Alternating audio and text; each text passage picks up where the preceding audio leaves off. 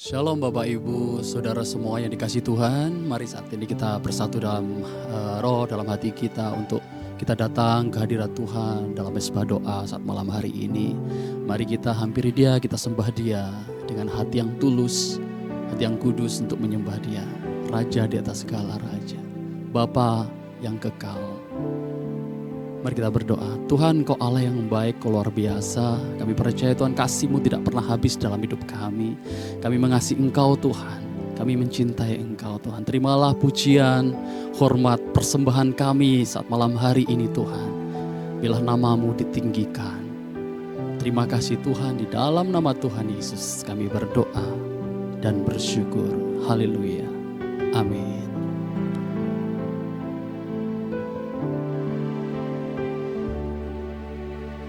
Dalam segala hal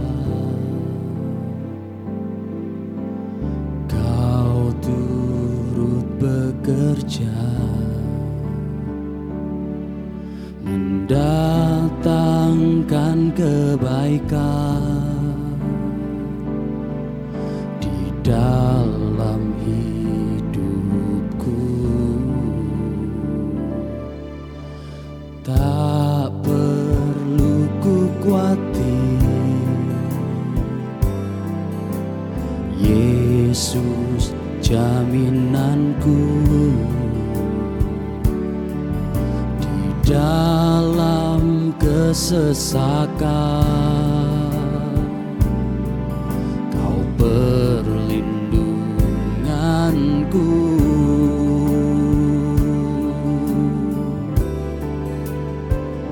Kau Bapakku yang baik, selalu setia dengan janji-Mu. Kau pegang tanganku, beri kemenangan, penyertaan-Mu dan mujizat-Mu selalu tersedia bagiku.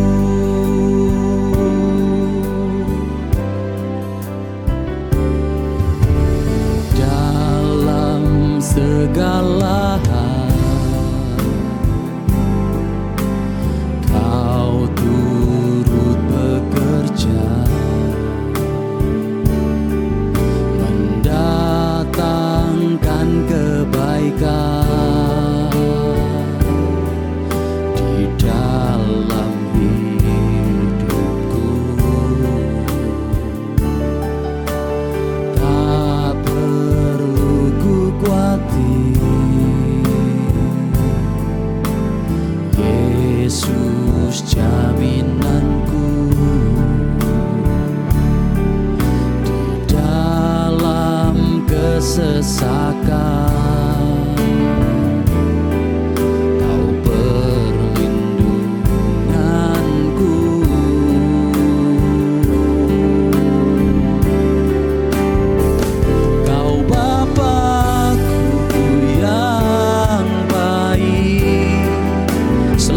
setia dengan janji-Mu.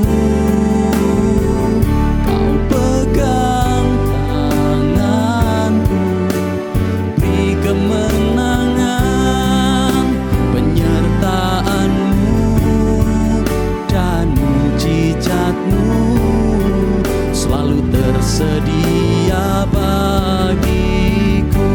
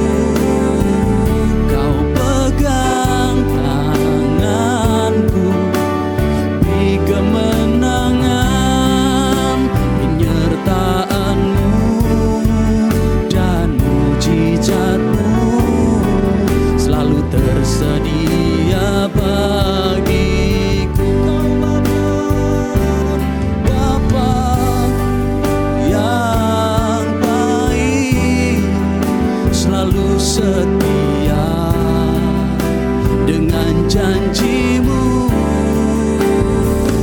Kau pegang tanganku, beri kemenangan, penyertaan-Mu dan mujizat-Mu selalu tersedia bagiku.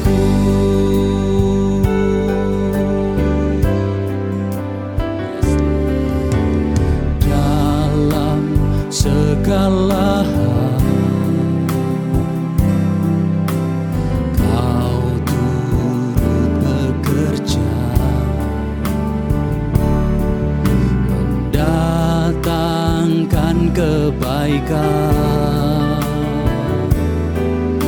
di dalam hidupku. Tak perlu ku khawatir, Yesus jaminanku. Di dalam kesesakan Kau perlindunganku. Mari sama-sama katakan, Kau Bapa yang Kau Bapa-Ku yang baik, selalu setia dengan janji-Mu. Kau pegang tanganku, beri kemenangan, penyertaan-Mu dan mujizat-Mu selalu tersedia bagiku. Kau Bapa-Ku yang baik, selalu setia dengan janji-Mu. Kau pegang tanganku, beri kemenangan, penyertaan-Mu dan mujizat-Mu selalu tersedia bagiku.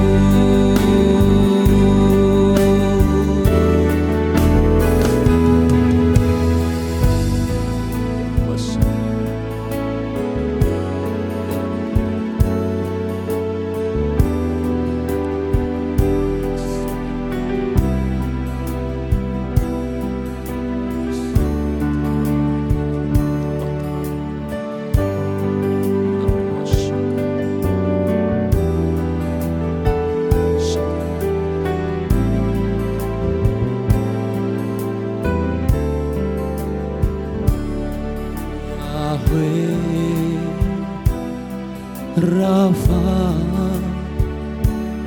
Elohim Shaddai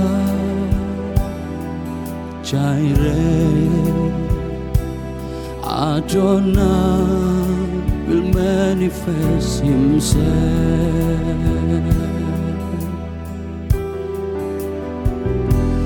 Yahweh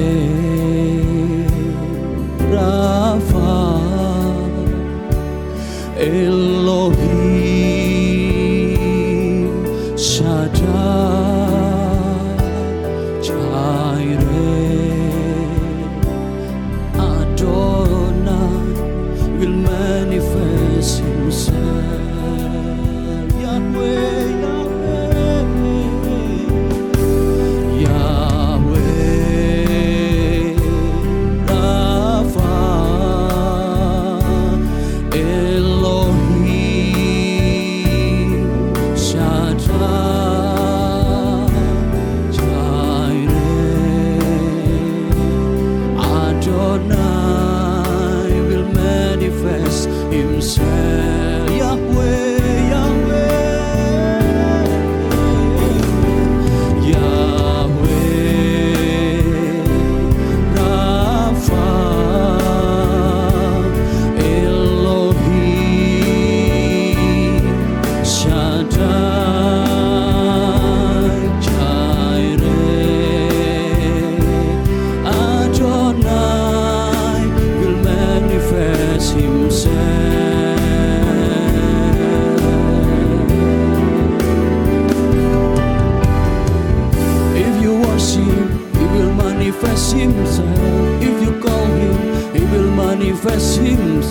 If you seek Him, He will manifest Himself.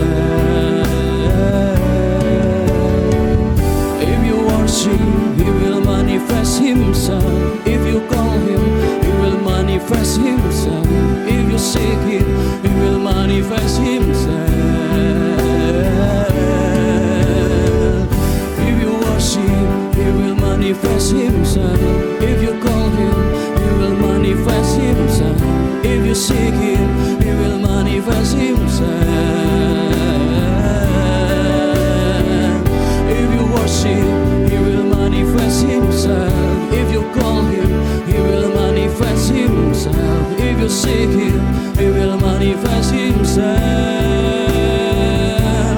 Yahweh, Rapha, Elohim, Shaddai, Jireh, Adonai will manifest Himself. Yahweh, Yahweh, Yahweh, Yahweh, Rapha, Elohim, Shaddai,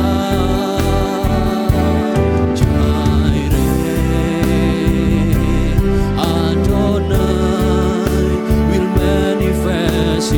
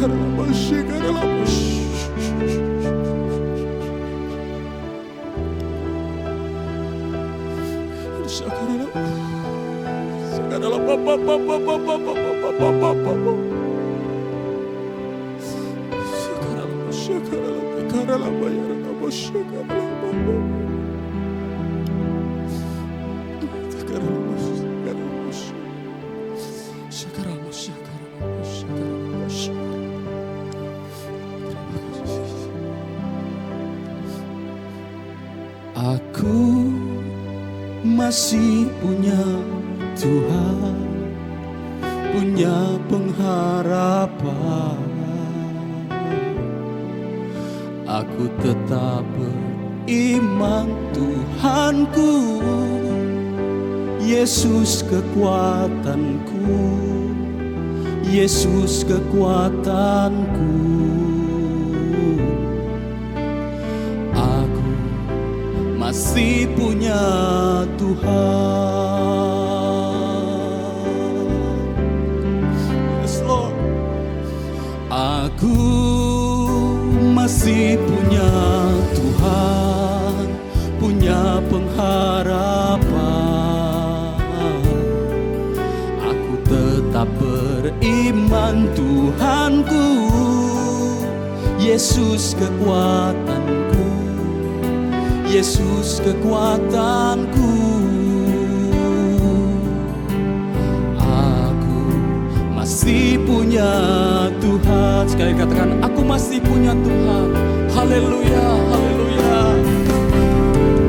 Aku masih punya Tuhan, punya pengharapan. Aku tetap beriman Tuhanku, Yesus kekuatanku, Yesus kekuatanku.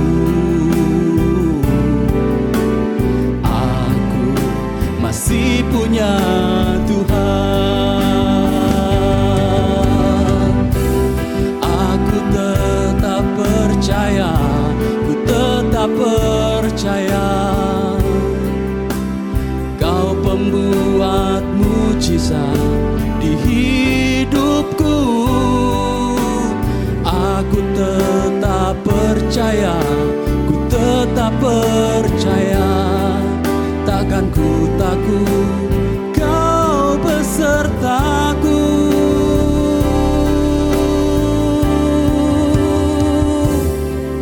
Aku masih punya Tuhan, punya pengharapan. Aku tetap beriman Tuhanku, Yesus kekuatanku, Yesus kekuatanku.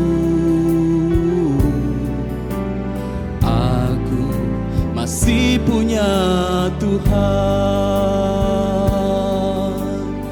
Aku masih punya Tuhan. Aku masih punya Tuhan.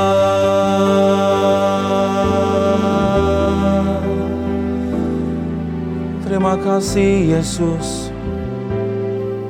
Sukacita kami penuh Tuhan. Setiap kali kami datang kepadamu Tuhan, kami menemukan kekuatan yang baru. Sukacita kami melimpah karena Engkau ada dalam hidup kami, dan Engkau selalu mengambil bagian yang besar dalam hidup kami Tuhan. Kami gak mau porsi kami besar, kami mau porsi Tuhan lebih besar dalam hidup kami. Karena kami aman waktu kami tahu Tuhan ada bersama dengan kami. Kami punya keyakinan, kami punya kepastian, kami tahu masa depan kami waktu kami berjalan bersama dengan Tuhan. Karena itu pimpin kami Tuhan, kami rindu dipimpin oleh Roh-Mu Tuhan. Setiap pagi waktu kami keluar rumah, kami gak pernah mau berjalan tanpa tuntunan dan arahan Tuhan dalam hidup kami. Terima kasih Bapa, terima kasih. Terima kasih Tuhan. Terima kasih. Dan Tuhan, hari ini kami rindu mendengar isi hati-Mu. Biarlah Tuhan Kau membajak hati setiap kami. Jadikan hati kami sebagai tanah yang subur. Supaya pada waktu benih kebenaran firman itu mendarat di hati kami, benih itu bisa bertumbuh dan berbuah dengan lebat. Ini waktunya Tuhan bicara dan kami semua siap untuk mendengarkan. Di dalam nama Tuhan Yesus, kita yang siap diberkati Tuhan, sama-sama kita katakan. Amin, amin, amin. Wow. Shalom saudara. Wah, hari ini kita mau sama-sama belajar saudara ya mengenai sukacita. Dan orang yang mengalami perjumpaan dengan Tuhan pasti mengalami transformasi dalam kehidupannya saudara. Pasti. Dan setiap perjumpaan biasanya diawali dengan setiap problem atau masalah dalam hidup seseorang.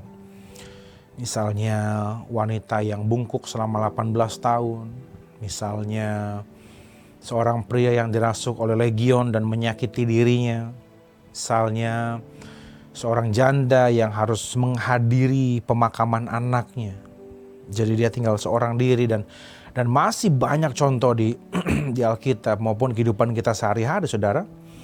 Dan gak berhenti sampai di situ, gak berhenti sampai di sedihnya kita orang percaya, tetapi saya percaya lalu Yesus masuk ke dalam hidup mereka dengan sejumlah plot twist yang hebat. Sehingga tempat yang kita pikir akan menyiksa kita ternyata menjadi tempat kita memuji Tuhan. Pada waktu Tuhan hadir dan datang dalam hidup kita, hari yang kita pikir akan berakhir dengan kematian, ternyata berakhir dengan kesaksian. Apa yang kita pikir titik, apa yang kita pikir tanda seru, ternyata sebuah koma yang artinya to be continued karena ada Tuhan dalam hidup kita. So setiap keputusan yang tidak bijaksana yang kita buat baik di tahun-tahun sebelumnya maupun di tahun 2023 ini, saya mau katakan Tuhan akan datang dan Tuhan akan melakukan plot twist dalam hidup saudara orang percaya. Amin.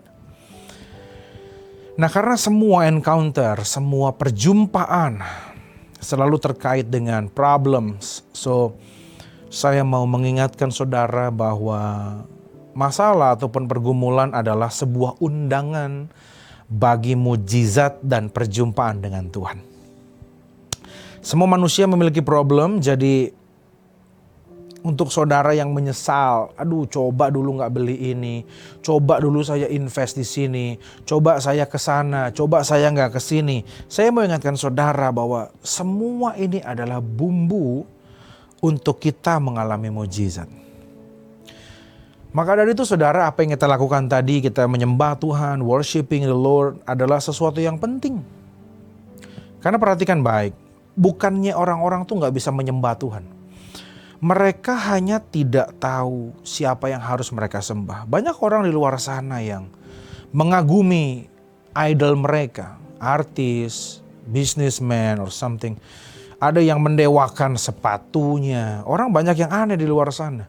Banyak yang begitu mencari dan menaruh perhatian mereka di sosial media kepada akun bank mereka. Kalau nambah dia makin senang, kalau berkurang dia makin sedih. Jadi menurut saya mereka bukan tidak tahu cara menyembah. Mereka hanya don't know who to worship.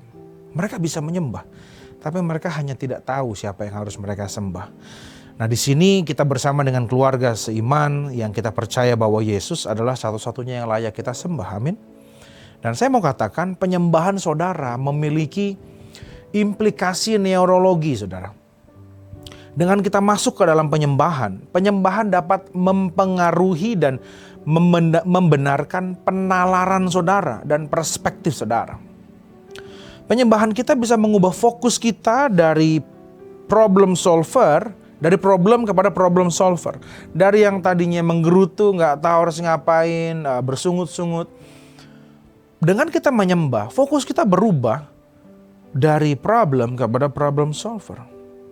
Memang tidak otomatis kita nyembah masalah kita selesai. Tapi mengingatkan kita siapa yang bisa menolong kita saudara. Kalau kita praise God, memuji Tuhan adalah kita mengucap syukur atau berterima kasih atas apa yang sudah, sedang, dan akan Dia lakukan dalam hidup kita. Itu memuji Tuhan. Saya percaya Tuhan, saya memuji Tuhan karena Dia baik dulu, sekarang, bahkan besok pun Dia baik. Karena kita percaya, that's why kita praise Him, kita memuji Dia. But worship, penyembahan, is thanking God for who He is. Adalah kita bersyukur atau berterima kasih kepada, ya karena Dia adalah Tuhan. Dia yang sudah menjaga kita, Dia yang sudah menuntun kita menjadi penyedia dalam hidup kita, pembuka jalan, penolong, penebus, and so on. Saudara bisa sebut. Kita datang ke gereja bukan minta saja, saudara, tapi mengucap syukur pada Tuhan dan atas apa yang sudah Dia lakukan dalam hidup kita. So worship change our focus from mess to Messiah. Dari kekacauan hidup kepada sumber jawaban, dari mess to Messiah. Penyembahan mengubah juga fokus kita dari sesuatu yang kita pikir selama ini stuck. Dengan adanya Tuhan membuka hikmat dalam hidup kita sehingga kita tahu apa yang harus kita lakukan ke depan. Dan ini yang setan gak suka, saudara. Setan itu gak suka penyembah yang keras kepala. Maksudnya gimana, Pak? Penyembah yang keras kepala. Maksudnya adalah penyembah yang meskipun aku gak suka, meskipun aku gak suka, tapi aku tetap menyembah. Meskipun aku ditinggalkan, tapi aku tetap menyembah. Meskipun aku gak dihargai, aku sakit, aku gak nyaman, aku dipecat, aku keguguran. Saudara bisa sebut semua yang gak enak, tapi aku memilih untuk menyembah. Iblis gak suka dengan orang-orang yang seperti itu, tapi kita harus menjadi orang yang seperti itu. Penyembah yang walaupun semua yang gak enak boleh terjadi, tapi kita memilih untuk menyembah Dia. Karena penyembahan kita bukan tentang keadaan. Penyembahan kita itu tentang Tuhan. Masalah, the problems, sets the stage for the encounter. Jadi masalah itu sebenarnya akan menjadi panggung kita berjumpa dengan Tuhan. Jadi kalau kita mengalami kekecewaan itu tidak didesain oleh Tuhan untuk membuat saudara dan saya putus asa. Kekecewaan itu didesain untuk menentukan arah. Jadi kalau saudara berjalan, ada satu pintu yang tertutup. Bukan berarti Tuhan ingin mematikan iman saudara, tapi justru mengarahkan saudara kepada kebaikan lain yang Tuhan sediakan. Kalau ada satu pintu tertutup, artinya apa? Kalau saudara paksa masuk, saudara akan ketemu dengan orang, situasi, keadaan yang sebenarnya Tuhan gak mau ada dalam hidup saudara.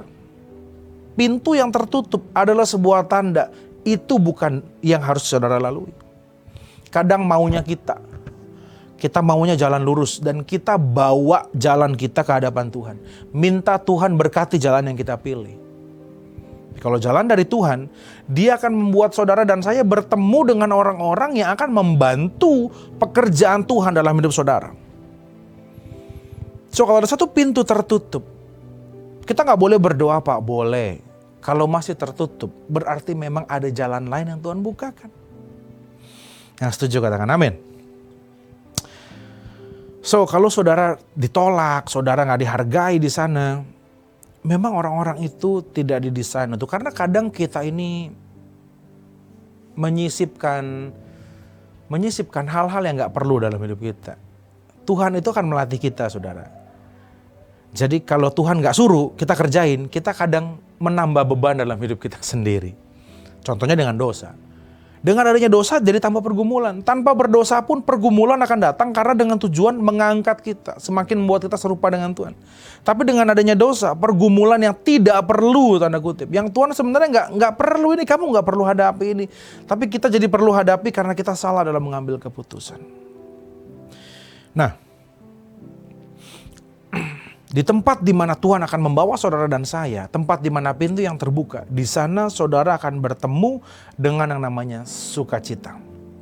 Karena meskipun sama, ada kekecewaan, ada penolakan, saudara mungkin tidak diterima, tapi bedanya di tempat di mana Tuhan mau saudara berada, di sana terdapat joy atau sukacita. Saya hari ini tidak berbicara mengenai happiness atau kebahagiaan. Karena beda jauh sekali. Saya suka kenapa Alkitab menggunakan kata sukacita. Karena begini saudara, akar kata dari bahagia atau happiness, akar katanya adalah happens. Artinya perasaan saudara, emosi kita tergantung dari apa yang terjadi. Apa yang happens pada saat itu. Dan itu yang membuat atau menyebabkan seseorang itu moody, saudara. Karena setiap hari emosi kita ya pasti ada yang menjengkelkan. Kalau ada yang menjengkelkan berarti kita sedih. Kalau kita mengejar yang namanya bahagia, kenapa saya bilang kalau kita mengejar bahagia itu sama dengan mengejar kesengsaraan. Maksudnya gimana, Pak? Mengejar kebahagiaan sama dengan mengejar kesengsaraan. Karena bahagia itu tergantung dari apa yang terjadi di sekitar kita. Kalau kondisinya itu baik, kita bahagia. Kalau kondisinya tidak baik, kita tidak bahagia. Itu adalah tergantung dari kondisi dan situasi. Nah, yang bisa menghadapi kekecewaan, penolakan, bukan happiness, melainkan joy atau sukacita. Karena waktu kita kejar happiness, artinya kita kejar sesuatu yang tidak pasti. Makanya gak heran banyak orang hidup menderita. Sedangkan Tuhan ingin memberikan saudara dan saya sukacita. Saudara yang mendengar, coba tulis sukacita. Joy atau sukacita adalah salah satu aset penting yang harus saudara dan saya miliki. Karena sukacita itu bicara mengenai sikap hati. Beda jauh. Happiness tergantung dari sesuatu yang di luar kita. Kalau kondisinya baik, kita senang. Kondisi buruk, kita sedih. Nah, kalau sukacita atau joy itu adalah sikap hati. Jadi kita yang kontrol. Suasana boleh tidak mengasikkan, tapi situasi hati kita memilih, aku mau sukacita. So, kalau orang lain dapat kebahagiaan, biarlah kita mendapat sukacita dari kerajaan sorga. Amin. Sukacita sorga tidak akan berakhir. Tapi sukacita hanya didapat bagi mereka yang bisa menghormati Tuhan Yesus. Kenapa demikian? Orang yang berbayar harga, berjalan bersama dengan Tuhan yang akan mendapatkan sukacita. Kenapa? Karena damai, pengendalian diri, sukacita, semua itu ada di dalam Tuhan, ya. Kalau saudara mau fasilitas raja, karena ini semua fasilitas raja, ini adalah buah roh. Kalau artinya buah roh, artinya kita harus memiliki roh. Dan roh itu berbuah, barulah hasilnya ya saudara tahu, ada damai, sejahtera, ada pengendalian diri, sukacita. Jadi kalau saudara mau sukacita dan mau buah roh yang lainnya, artinya saudara pengen fasilitas raja. Dan kalau saudara pengen dapat fasilitas raja, kita nggak bisa dapat fasilitas raja kalau kita tidak mengikuti gaya hidupnya kerajaan. Sukacita adalah miliknya Tuhan. Yang saudara bisa terima kalau saudara punya roh. Dan roh itu berbuah dalam hidup saudara dan saya. So jangan kita hidup sembarangan tapi mau produknya sorga. Atau memanggil Yesus Tuhan tapi tidak mentaati perintahnya. Nehemia 8 ayat 10 dikatakan, do not sorrow, for the joy of the Lord is your strength. So joy is when your heart filled with gladness due to knowing and believing the simple truth, God got me. Jadi saudara itu bisa taruh sukacita dalam hidupmu karena kamu ngerti, kamu tahu dan kamu percaya bahwa ada Tuhan dalam hidupku. Makanya meskipun situasinya kacau, aku bisa memilih untuk sukacita. Karena apa? Karena ada Tuhan. Saudara sampai sini? Sukacita artinya hati kita dipenuhi dengan pengertian bahwa ada Tuhan dalam hidup saya. So, saudara boleh pikirkan apa yang pernah terjadi dalam hidupmu. Saya pernah ditinggalkan, Pak, tapi ada Tuhan. Makanya saya pilih sukacita. Saya takut. Saya ditinggalkan. Saya di lay off. Chaos rumah tangga. Aku ditinggalkan. Aku dipecat. Ada report negatif dari dokter. Ada apa lagi? Ketakutan. Ada apa lagi? Semua yang gak enak saudara bisa sebut. Tapi jangan berhenti di situ. Katakan, tapi ada Tuhan. Sehingga hati saudara yang harusnya kacau balau, yang harusnya ada badai di hati saudara, kembali menjadi tenang. Karena apa? Saudara tahu, ada Tuhan dalam hidup saudara. Amin. Nah, jadi joy atau sukacita tuh begini saudara. Kenapa saya katakan dia produk surga? Semua yang bisa terbakar, semua yang bisa karatan, semua yang rusak karena waktu, itu tidak akan bisa menggantikan sukacita dalam hidup kita. Karena semua itu produk dunia. Kita punya joy karena terlepas dari apa yang kita hadapi, kita tahu Tuhan beserta kita dan Tuhan menolong kita. Ini yang membuat sukacita kita tegak dan tidak tergoyahkan. I don't control the outcome, my God does. Kenapa saya bisa memilih sukacita? Karena saya tidak berusaha kontrol hasil akhirnya, tapi saya serahkan kepada Tuhan. Itu yang membuat sukacita kita tegak. Kok bisa kamu tetap sukacita di kondisi yang kacau begini? Semua orang stres, semua orang takut. Kenapa kamu bisa senyum? Kenapa kamu bisa tenang? Because I don't control the outcome. Karena aku nggak berusaha kontrol hasil akhirnya. Aku berikan ini kepada Tuhan. So joy is byproduct of king encounter. Sukacita adalah hasil dari perjumpaan kita dengan Tuhan. Maka saya bilang, kalau saudara nggak punya roh, ya roh itu nggak akan berbuah. Kalau saudara tidak mengalami perjumpaan dengan Tuhan, saudara nggak akan ngerti apa itu sukacita.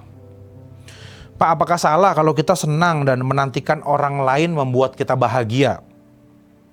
Sebelum saya jawab, saya tanya balik. Apakah saudara mau menyandarkan emosi saudara berdasarkan apa yang orang lain lakukan? Karena kalau bahagia artinya yang membuat saudara happy atau membuat saudara senang. Makanya ada yang emosi dengan jalanan macet, dia emosi. Kenapa? Ya karena keadaan di sekitarnya tidak membuat dia senang. Orang kalau bergantung kepada happiness, masa nggak boleh Pak kita berharap orang bahagiain kita? Nah, dengan kamu berharap orang membahagiakan, makanya waktu orang tidak membahagiakan, orang bisa kecewa. Apakah kita bisa membahagiakan semua orang? Tentu tidak. Kalau satu orang gimana Pak? Bisa nggak kita bahagiain satu orang saja tapi terus menerus? Sama-sama nggak bisa. Kenapa? Kenapa saya katakan jangan berharap orang membahagiakan kita? Kenapa? Karena itu adalah tugasnya Tuhan. Kalau saudara taruh bahagia atas orang lain, berharap orang lain membahagiakan saudara, itu sama seperti saudara taruh tugas Tuhan kepada manusia, yang orang itu memang tidak akan pernah bisa lakukan. Kenapa? Ya orang pasti akan mengecewakan kita lah, sehingga tidak akan pernah tercapai. So daripada, masa nggak boleh Pak kita berharap orang membahagiakan kita. Lebih baik set hati kita untuk selalu bersukacita dalam segala kondisi dan keadaan. Nah, joy atau sukacita bukanlah sesuatu yang kita tuju. Wah, sebagai gereja, kalau jemaat jutaan baru sukacita. Wah, kalau tabungan saya udah nyentuh triliun Pak, saya sukacita. Follower saya Pak udah jutaan baru sukacita. Joy atau sukacita bukanlah tempat yang kita tuju. Joy adalah sebuah jalan yang kita pilih untuk kita percayai. Bukan tempat yang kita tuju. Meskipun terlambat, aduh aku terlambat nih ke kantor, akhirnya gak sempat sarapan. Tapi tetap sukacita. Terima kasih Tuhan, aku tetap kuat, besok mau bangun lebih pagi supaya sempat sarapan. Ini bicara mengenai sikap hati. Sama-sama terlambat, tapi orang yang menyandarkan emosinya kepada kebahagiaan, dia tidak akan bisa bahagia karena terlambat dan gak bisa sarapan di jalan macet. Belum lagi mobil disenggol orang, makin mumet. Mungkin hal yang sama bisa terjadi. Apa tadi? Telat, gak makan, jalan macet, mobil diserempet. Juga bisa terjadi kepada orang percaya. Tetapi sikap hatinya berkata, aku pilih bersukacita. Terima kasih Tuhan, aku masih punya pekerjaan. Karena banyak orang lain yang bangun tidur pagi, dia bingung bagaimana bisa menghidupi keluarganya. Dia selalu bisa menemukan, karena itu sikap hati. Terima kasih Tuhan, kalaupun kita bangun belum ada kerjaan, ya terima kasih Tuhan aku bisa bangun pagi, aku mau cari pekerjaan hari ini. So, sukacita terjadi ketika kita tidak membiarkan pemikiran berlebihan merusak suasana hati kita. Mengapa ini penting? Mungkin kita tidak under attack. Under attack itu saudara sedang diserang. Diserang itu artinya ada debt collector ke rumah, saudara dibegal orang, pengen dipukulin orang, itu under attack. Kita mungkin tidak under attack. Tapi dengan tidak adanya sukacita, kita sering sekali under a thought. Sebuah pemikiran berlebihan yang merobek sukacita saudara. Under a thought. Sebuah pemikiran yang bablas. Seolah-olah Tuhan gak ada, Tuhan gak bisa tolong. Itu yang membuat sukacita kita bisa hilang. Dan ini gak boleh dibiarin. Saudara harus ubah pola pikir saudara. Whatever happens, apapun yang terjadi, ada Tuhan. Karena yang pernah terjadi adalah kita ninggalin Tuhan. Bukan Tuhan ninggalin kita. So, sukacita adalah salah satu tolak ukur dari sebuah keintiman atau kerohanian kita. Keintiman dengan Tuhan adalah syarat dari joy. Semakin intim kita dengan Tuhan, semakin sukacita kehidupan kita. Semakin kita dekat dengan Tuhan, semakin kuat dan mudah kita menemukan alasan untuk bersukacita daripada tidak bersukacita. Kalau kita kesel, sedih, berdoa cari Tuhan. Minta Tuhan set mood kita. Bimbing kita agar keluar dari kekesalan. Contoh ya, saya bikin contoh berdoa misalnya begini. Tuhan Yesus, terima kasih aku bangun pagi ini. Terima kasih aku masih punya pekerjaan. Terima kasih untuk keluargaku. Sekarang aku lagi kesel nih Tuhan sama bosku nih Tuhan. Tuhan tolong berikan aku sukacita, berikan aku damai sejahtera. Aku mau menampilkan Tuhan dalam hidup aku. Orang ngobrol sama aku tapi biarlah mereka seperti bicara sama Tuhan. Orang waktu ketemu aku biarlah mereka menerima kasihnya Tuhan. Luruskan Tuhan pandanganku, luruskan Tuhan moodku. Bantu aku Tuhan, penuhi aku dengan sukacita. Amin. Begitu berdoa, sukacita datang, baru ngadep bos. Jangan ngadep bos dengan kondisi yang tidak settle atau sukacita belum datang dalam hidup saudara. Akan memperburuk keadaan kita.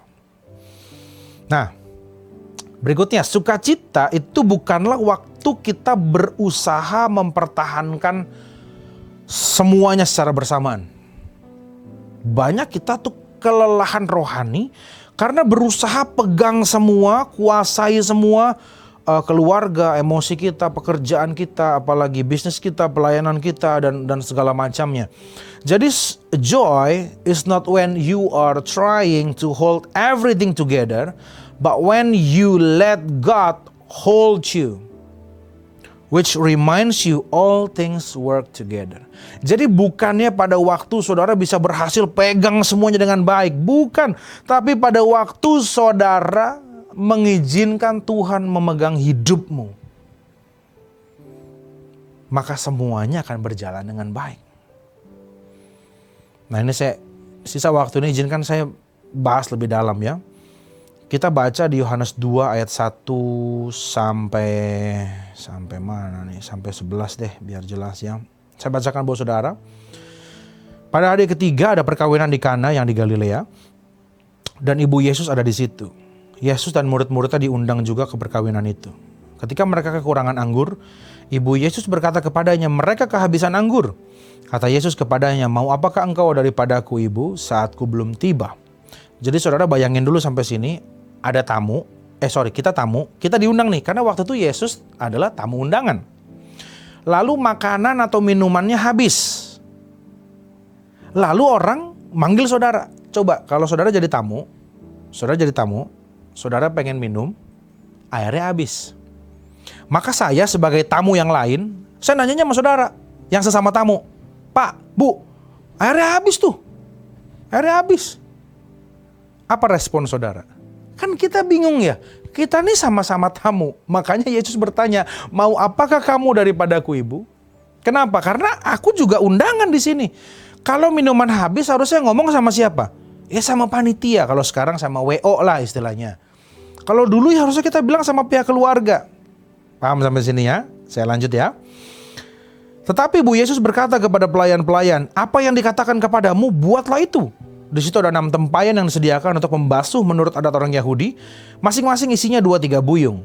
Yesus berkata kepada pelayan-pelayan itu, isilah tempayan-tempayan ini penuh dengan air. Dan mereka pun mengisinya sampai penuh. Lalu kata Yesus kepada mereka, sekarang cedoklah dan bawalah kepada pemimpin pesta. Lalu mereka pun membawanya. Setelah pemimpin pesta itu mengecap air yang telah menjadi anggur itu, dan ia tidak tahu dari mana datangnya, tetapi pelayan-pelayan yang mencedok air itu mengetahuinya. Ia memanggil mempelai laki-laki dan berkata kepadanya, setiap orang menghidangkan anggur yang baik dahulu, dan sesudah orang puas minum, barulah yang kurang baik. Akan tetapi engkau menyimpan anggur yang baik sampai sekarang. Hal itu dibuat Yesus di Kana yang di Galilea sebagai yang pertama dari tanda-tandanya, dan dengan itu ia telah menyatakan kemuliaannya dan murid-muridnya percaya kepadanya. Kalau kita masuk lebih dalam di ayat 3b, tadi dikatakan mereka kehabisan anggur. Oke? Lalu di ayat 10b, akan tetapi engkau menyimpan anggur yang baik sampai sekarang. Ini bukan jeda harian, jeda bulanan, saudara. Di satu waktu seketika yang sama, kehabisan anggur, lalu tiba-tiba, kamu nyimpan anggur yang baik loh sampai sekarang. Ayat 3 habis, ayat 10 anggur baru. Dan anggur adalah simbol dari sukacita. Ayat 3 kehabisan sukacita, ayat 10 have a new joy, punya sukacita yang baru. Dan saudara, pernikahan orang Yahudi beda sama kita orang-orang Jelupang, saudara. Orang Jelupang kalau menikah itu pemberkatan 1 jam, resepsi 2 jam, 3 jam gitu ya. Kalau orang Yahudi nikah itu masih bisa 5 hari, 7 hari. Yang masih mengikuti adat Yahudi adalah teman-teman kita dari Batak kayaknya ya. Yang kalau pesta memang lama begitu ya. Seperti itu. Jadi kalian bisa pesta tapi kehabisan sukacita. Mungkin mereka dansa tapi mereka gak punya sukacita. Ini pelajaran buat saudara dan saya. Jangan mudah iri hati. Saya nyimpang sedikit ya. Jangan mudah iri hati dengan orang lain yang kamu lihat itu dari sosial media, dari cerita orang. Kenapa? Mereka bisa punya rumah besar, tapi di dalam keluarganya belum tentu ada sukacita. Mereka punya mobil yang lebih bagus, belum tentu yang punya mobil itu punya sukacita. Karena sosial media memang tempat pelarian paling aman. Yang membuat orang bisa masking atau apa bahasanya, berkedok. Orang bisa nilai gua nih, gua kaya, gua punya segalanya. Tapi apa yang tidak bisa ditangkap oleh lensa kamera, itu yang mereka kekurangan, yakni sukacita. Nah, jadi saya mau kita pelajari satu hal penting dari cerita ini. Anggur habis, mungkin pesta pernikahannya berakhir harusnya. Karena apa? Ya udah gak ada. Makanan gak ada, minuman gak ada, mau pesta apa lagi? Tapi sesuatu yang habis bagi manusia, perhatikan baik, saya kasih tanda kutip. Sesuatu yang habis bagi kita ternyata bisa menjadi awal dari pelayanan Yesus. Saya berharap saudara nangkap, saya jelasin kembali ulang pelan-pelan ya. Waktu sesuatu yang manusia buat berakhir, sesuatu yang daripada Tuhan datang. Artinya, selama saudara hidup nih, semua yang Tuhan gak suka, saudara berhenti lakukan. Semua dosa saudara tinggalkan. Semua kebiasaan buruk kita taruh dalam kehidupan lama kita tidak sentuh lagi. Semua yang Tuhan tegur kita kerjakan.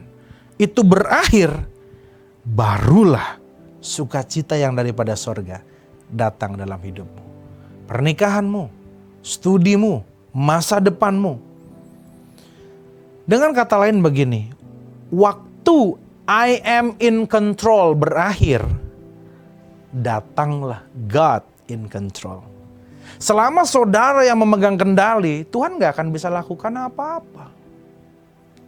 Tapi waktu habis dan kita menyerahkan semuanya kepada Tuhan, Dialah yang sanggup. Dia adalah ahlinya membuat yang tidak ada sukacita menjadi penuh dengan sukacita. Ayat 3b, kehabisan sukacita. Ayat 10b, kamu menyimpan anggur yang baik. Dari nggak ada, bukan cuma menjadi ada, adanya menjadi yang terbaik. Joy is married to encounter with the king. Sukacita itu, ya bahasa saya ini kawin dengan perjumpaan dengan Tuhan. Nggak bisa kita nerima produk surga tanpa kita bangun hubungan intim dengan yang punya surga. So, tinggalkan semua yang Tuhan gak suka dalam hidupmu, maka sesuatu yang baru, pelayanan surga, pelayanan Yesus akan datang dalam hidup saudara. Nah, kita kembali ke cerita di Kana ya. Bagaimana pernikahan itu bisa kehabisan anggur? Saudara, saya juga pernah menikah. Kebanyakan saudara mungkin pernah menikah. Orang yang kita undang adalah orang yang kita kenal. Teman, kerabat, saudara gitu ya. Nah, kalau sampai kehabisan, ini kan berarti gini, antara saya pesannya kurang, tapi saya mau tanya, saudara waktu menikah, apakah saudara menghitung jumlah orang yang akan saudara undang dengan makanannya? Pasti. Justru bukannya pilih dulu undangan berapa banyak, budget makan berapa untuk berapa orang. Jadi kita dari sisi kita orang yang menikah, kita sangat meminimalisir makanan itu kurang. Meskipun ya mungkin pernah terjadi, tapi kita minimalisir. Jadi opsi satu menurut saya kemungkinannya kecil, yakni kita kurang persiapan. Opsi yang kedua adalah jangan-jangan yang kita undang adalah orang-orang yang memakan sukacita saudara dan saya. Apa maksudnya? Kita salah gaul, tapi kita tetap ada di sana karena kita malu. Karena aku gak mau sendiri. Karena aku nih kalau gak sama mereka nanti aku gak punya channel-channel yang baru, link-link yang baru. Dan dengan pergaulan yang salah, mereka tuh bukan teman yang benar. Teman yang benar, kalau datang ke pernikahan, ayam tinggal 5 potong, yang ngantri masih ada 5, ambil 1. Kalau yang saudara undang bukan kerabat, tapi ya dia teman ini karena kalau ikut dia nih banyak channel baru, meskipun kita suka ngumpul-ngumpul di klub, di pub. Orang kayak gitu yang ngantri 5, ayam 5, ambil bisa 3. Dan kalau sesama tamu gak mungkin kita marahin dia. Kenapa dia ambil banyak? Karena dia bukan real friends dalam hidup saudara. So pastikan dalam hidupmu, jangan sampai kita punya hubungan dengan orang yang memakan sukacita saudara. Orang yang dengan keberadaan dia membuat hubungan kita dengan Tuhan menjadi rusak, saudara. Saudara anggap sampai sini, saya berharap saudara bisa analogikan dengan hidupmu, dengan bisnismu, dengan apa yang sedang kau alami dalam hidupmu. Karena real friends, teman sejati, can hear your scream in silence. Teman yang sejati, saudara gak perlu teriak minta tolong, dia tahu saudara kesusahan. Kenapa? Karena dekat. Lihat ekspresi saudara aja, dia tahu. Apalagi ini yang udah jelas udah gak ada, tapi masih disikat juga. Not a real friends. Dan berikutnya, dari kisah ini, saya mau tutup dengan ini. Ada ini kuasa doa saudara. It's a really powerful thing. Saya sebelum jadi pendeta, kadang-kadang gini, saya percaya juga dengan doa ya. Cuma kadang-kadang dengar pendeta tuh kalau ngomong ya, ntar saya doakan dulu. Buat saya dulu klise dulu. Tapi setelah jadi pendeta, saya juga ngomong begitu. Kenapa? Karena memang kita mau cari kehendak Tuhan. Perhatikan baik, apa hubungannya doa dengan kisah anggur ini? Saudara tahu gak, waktu Maria berbicara kepada Tuhan, dia sedang ngapain tuh? Apa sih artinya doa? Doa itu kan kita datang kepada Tuhan, kita ngobrol sama Tuhan. So waktu Maria notice ini anggur habis, waktu dia datang kepada Tuhan itu adalah doa. Waktu Maria bilang, Yesus ini anggurnya habis, tolong lakukan sesuatu. Itu adalah representasi Maria sedang berdoa kepada Tuhan. Dan saudara tahu, kalau Maria nggak ngomong, saya nggak tahu Yesus akan membuat mujizat apa enggak. Tapi pada waktu Maria berdoa, jadi bukannya begini, bukannya berarti kalau kita berdoa apa yang kita mau pasti terjadi. Bukan, saya mau ngomongin ini yang penting. Yesus bilang di awal, apa yang kau mau? Anggur habis. Terus kamu mau aku ngapain? Artinya apa? Yesus memposisikan dirinya sebagai tamu, bukan penanggung jawab atas anggur yang habis. Tapi Maria berkata begini, pelayan, apa yang dia suruh lu kerjain? Maria menaruh harap percaya kepada Yesus. Dan saudara tahu kenapa Yesus melakukan mujizat akhirnya air menjadi anggur? Saudara tahu kenapa? Bukan karena Yesus kasihan sama yang ngadain pesta. Bukan karena Yesus kenal dengan yang punya pesta saja. Bukan. Yesus melakukan mujizat bukan karena anggurnya penting. Yesus lakukan mujizat karena Maria yang minta. Karena Maria berharga buat Tuhan dan anggur berharga buat Maria. Saya ulang. Yang dari awal datang ke Yesus, Yesus anggurnya habis. Maria. Artinya Maria taruh perhatiannya kepada anggur ini. Kasihan ini tetangga kali ya, kalau nggak ada anggur gimana pestanya. Yesus perhatiannya bukan ke anggur. Jadi ini anggur, ini Maria, ini Yesus. Maria memikirkan anggur. Yesus melakukan mujizat bukan karena Yesus mikirin anggur. Karena Yesus bilang begini, Bu, kamu itu berharga buat aku. Karena kamu berharga buat aku dan anggur itu berharga buat kamu. Aku kerjain tuh anggur bukan karena aku dengan anggur, karena aku melihat kamu. So pada waktu saudara berdoa, saudara, sometimes saudara kita kan semua juga kita doain. Hal-hal yang simpel, yang sepele pun kita berdoa. Apakah itu salah? Tidak. Tapi pada waktu mujizat terjadi, bukan karena Yesus mau ikut-ikutan kepo dengan hal-hal yang kamu doakan. Simply kalau Yesus lakukan mujizat, karena yang Yesus lihat adalah siapa yang berdoa. Kalau yang berdoa adalah kamu, hai anak yang kukasihi. Yang kamu mau apa? Aku kerjain. Bukan karena aku tertarik dengan yang kamu doakan. Aku tertarik sama kamu. That's the power of prayer. Ya mari kita berdoa. Bapak yang baik, terima kasih Tuhan untuk firman kebenaran Tuhan hari ini. Biarlah sukacita surga datang dalam hidup kami. Kami mau belajar buang semua yang Tuhan gak suka dalam hidup kami. Kami mau belajar buang pengharapan kami kepada manusia yang lain. Karena kami tahu kebahagiaan itu didasarkan kepada perilaku orang lain. Biarlah kami mengandalkan Tuhan. Biarlah kami mengalami perjumpaan dengan Tuhan. Sehingga Roh Kudus yang ada di dalam hidup kami bisa berbuah. Dan buahnya lebat dalam hidup kami. Dari semua buah, hari ini kami belajar satu mengenai sukacita. Biarlah semua boleh terjadi, tapi kami bisa tenang. Karena ada Tuhan dalam hidup kami. Dan kami belajar Tuhan, kalau ada Tuhan dalam hidup kami. Apa yang penting bagi kami. Waktu kami berdoa untuk keluarga kami. Waktu kami berdoa untuk pekerjaan kami. Kenapa Tuhan bisa lakukan mujizat di sana? Bukan karena Tuhan melihat pekerjaannya. Karena Tuhan melihat kami yang datang kepada Tuhan. Selama apa yang kami suka tentunya tidak bertentangan dengan firman Tuhan. Tuhan bisa lakukan banyak perkara yang hebat dalam hidup kami. Terima kasih Tuhan. Terima kasih. Kami mau semakin dekat dengan Tuhan. Dan Bapa, malam hari ini kami juga mau berdoa untuk teman-teman kami Tuhan. Keluarga seiman kami yang sedang membutuhkan jawaban daripada Tuhan. Aku berdoa untuk mereka yang sedang sakit. Tuhan Yesus, bukan sakitnya yang kau lihat. Tapi siapa yang berdoa. Kau lihat kalau hati mereka sungguh-sungguh, Tuhan aku percaya bilur Yesus sudah berada di dalam hidup mereka. Akan membangkitkan kesembuhan demi kesembuhan. Mereka yang sakit baik di rumah maupun di rumah sakit, mujizat ada bagimu. Dan biarlah hatimu penuh dengan sukacita. Yang sedang berdoa untuk pekerjaan, pasangan hidup, untuk usaha mereka, Bapa aku berdoa.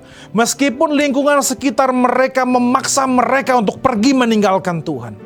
Tetapi karena kami tahu ada Tuhan dalam hidup kami. Kami gak lagi takut Tuhan. Kami mau set hati kami. Kami mau set hidup kami untuk penuh dengan sukacita. Dan kami mau keluar Tuhan dari pengendali, pengemudi hidup kami. Kami gak mau lagi Tuhan menjadi driver dalam hidup kami. Kami mau pindah ke kursi penumpang dan biar Yesus yang duduk di driver seat hidup kami. Biar Yesus yang mengarahkan kami. That's why kami bisa tenang dan sukacita. Kalau kami yang bawa hidup kami gak tahu kemana kami harus melangkah. Tapi pada waktu kami duduk di kursi penumpang dan membiarkan Yesus mendrive hidup kami, di sana kami menemukan harapan. Di sana kami mendapatkan sukacita. Terima kasih Bapa. Kau jawab setiap pergumulan doa anak-anak-Mu. Biarlah mereka bisa menemukan jawaban di dalam Tuhan. Dan Bapak, kami boleh selesai malam hari ini, tapi Roh Kudus, aku minta Kau terus bekerja, berkata-kata kepada kami, terus tegur kami, supaya kami bisa menjadi pribadi yang lebih baik. Dan sebelum kami berpisah, kami mau angkat dua tangan kami, terima berkat Tuhan. Mereka dua tangan, biarlah berkat yang terbaik adalah Bapa di surga, berkat yang terbaik dari Tuhan Yesus, berkat yang terbaik dari Roh Kudus menyertai hidupmu, keluargamu, sekolah, kuliah, pekerjaan, bisnis, usaha, dan pelayananmu. Sepanjang hari ini, besok bahkan sampai selama-lamanya. Kita yang percaya dan diberkati Tuhan, sama-sama kita katakan, amin, amin, amin. Selamat malam, Tuhan Yesus memberkati.